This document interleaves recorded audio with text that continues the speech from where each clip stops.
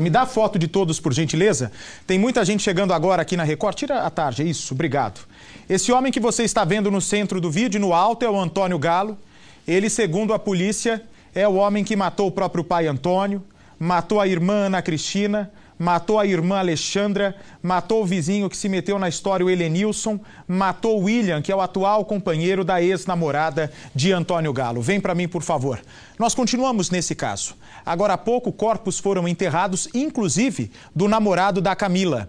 Eu conversei agora há pouco com a dona Luzia, que é mãe dessa menina muito bonita, e a dona Luzia me contava que o genro William se colocou à frente da Camila para evitar que ela morresse. E realmente ele conseguiu. Ele deu a vida pelo jeito, pelo que eu entendi da história, eu falei rapidamente por telefone com ela. Esse homem deu a vida pela namorada Camila. Nesse momento, vem para mim por favor, a polícia ainda vai ouvir outras pessoas, está ouvindo por sinal. Foi muita comoção no enterro. E os moradores da cidade de Campinas, aqui no interior de São Paulo, até agora não conseguem entender como a justiça coloca na rua, liberta um homem que tinha jurado vingança para a família inteira. Veja comigo.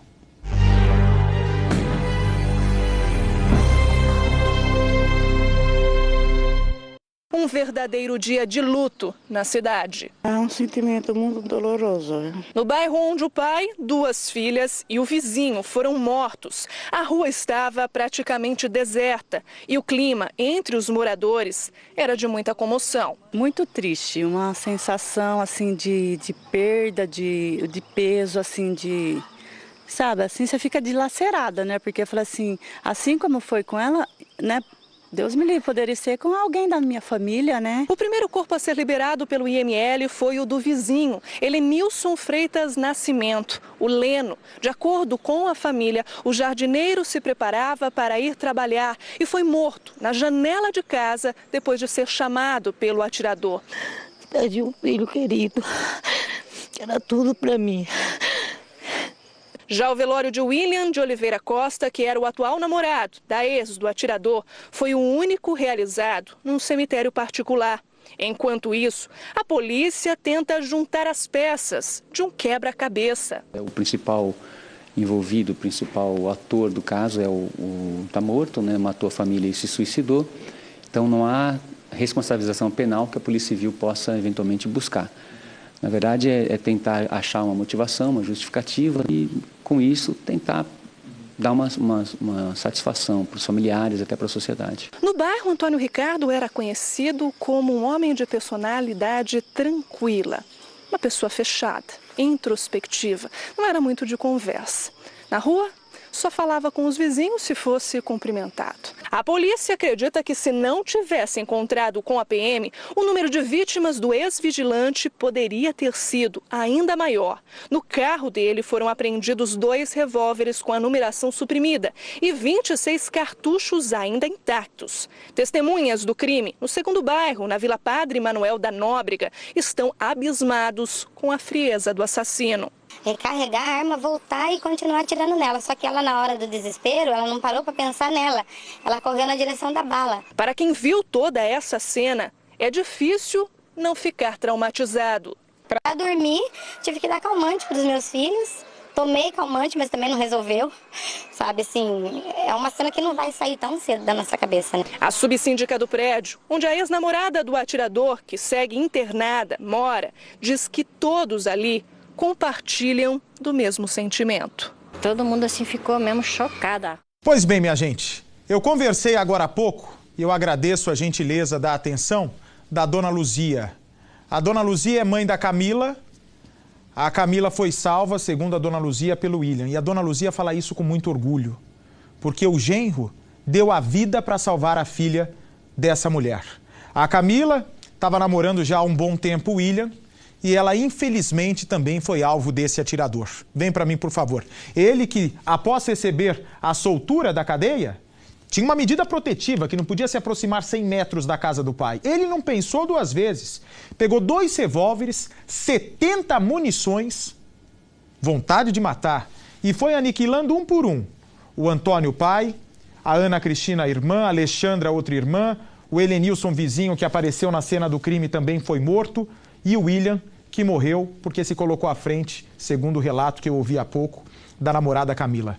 Dá um trechinho da minha conversa com a querida Dona Luzia, por favor. Alô? Luzia? Dona Luzia? Isso. Ô, Dona Luzia, minha solidariedade por tudo que aconteceu, viu, minha irmã? Só deixa eu te falar uma coisa, estão dizendo que sua filha tá mal, isso é mentira, né? Não, é mentira. Pois moça. é, então. A minha filha tá aqui do meu lado, aqui nós estamos no velório aqui do meu jeito. É um absurdo, minha filha tá ótima, graças a Deus. Deus salvou a minha filha, tá? É boato de qualquer emissora que falou isso, é boato, minha filha tá ótima, graças a Deus. Foi um susto, foi uma tragédia, um susto muito grande, mas graças a Deus a minha filha tá bem. Tá? É, porque... Pode publicar que a minha filha tá bem. Foi um milagre de Deus, minha filha nasceu de novo e meu genro foi um herói que salvou a vida dela. Tá?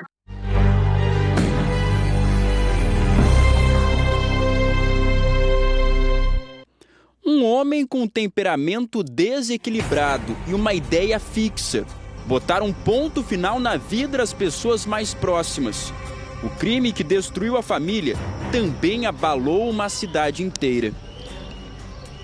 Aconteceu uma coisa dessa, né? Matar a família inteira, né? Em Campinas, no interior de São Paulo, nossa equipe teve acesso ao cenário da tragédia que atingiu em cheio a família Galo.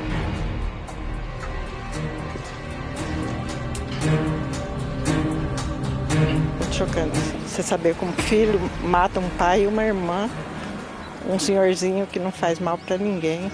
5 vidas. Pessoas vítimas da fúria sem explicação de um homem revoltado.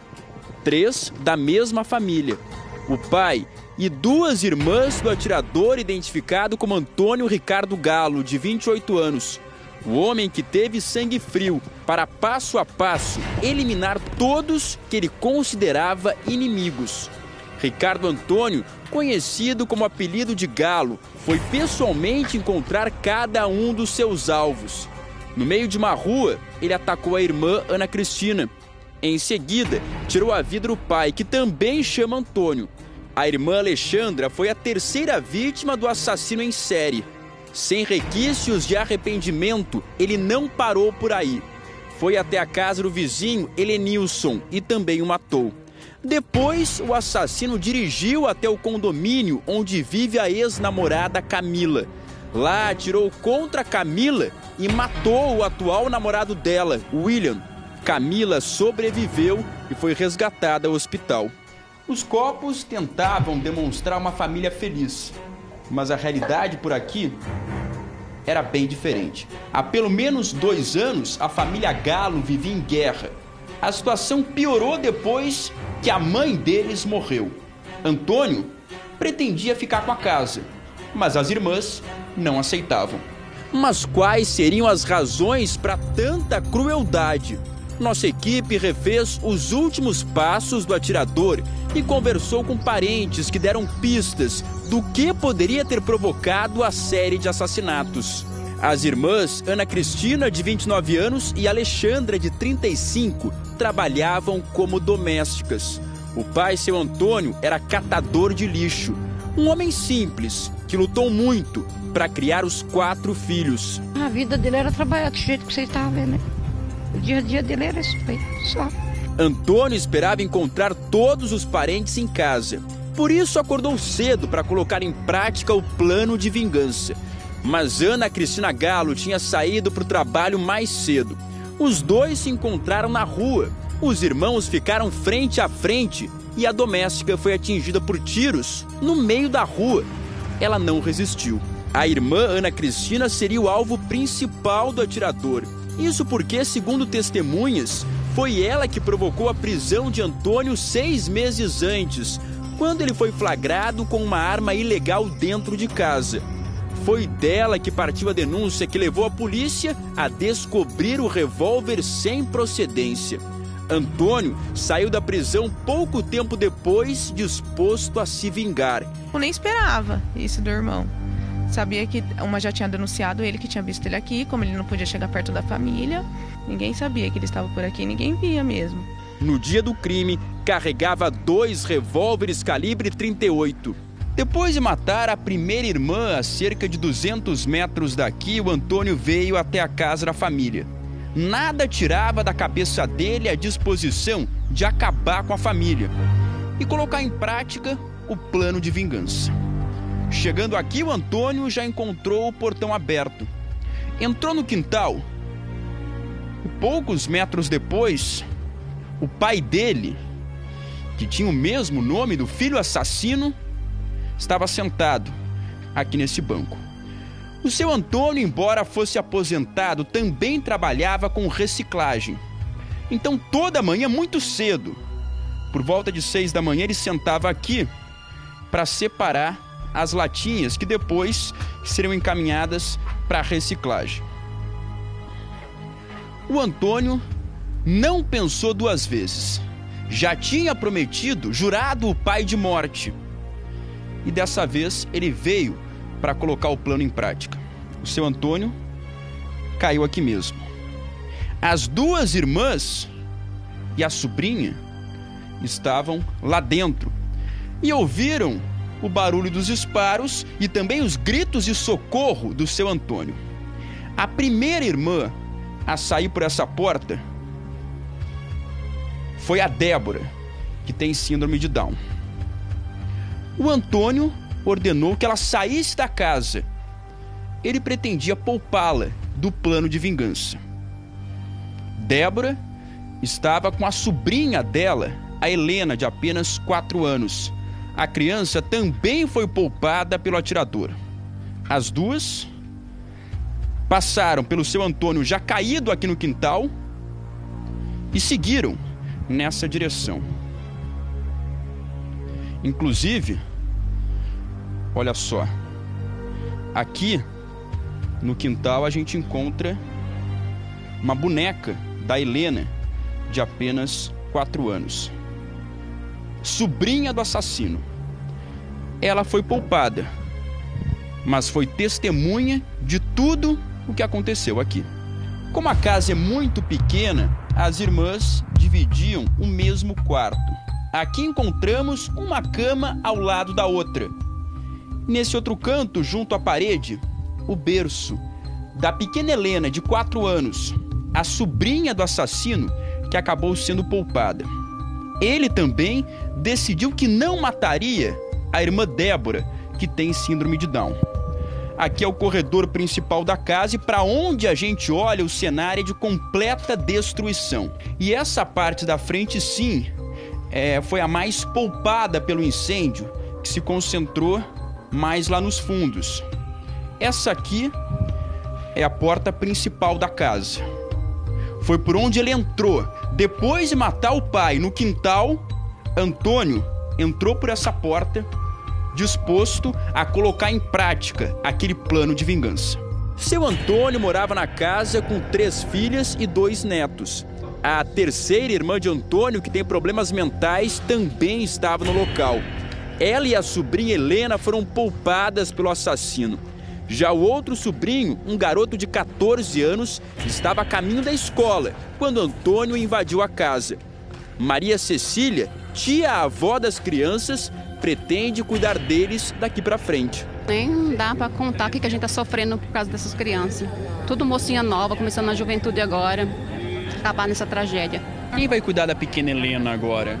Então, ainda vamos ver primeiro a lei, vai ver quem vai ficar, se vai ficar com os avós ou não. Se não for ficar com os avós, eu vou ficar com eles.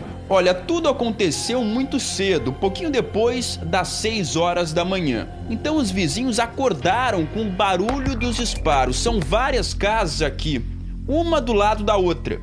A gente subiu no 2º andar, de onde se tem uma visão do local exato onde tudo aconteceu. Dá para perceber que bem naquele ponto o telhado acabou cedendo.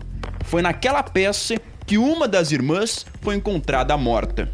O pai, seu Antônio, já tinha sido agredido pelo filho. Os dois sempre tiveram uma relação conturbada.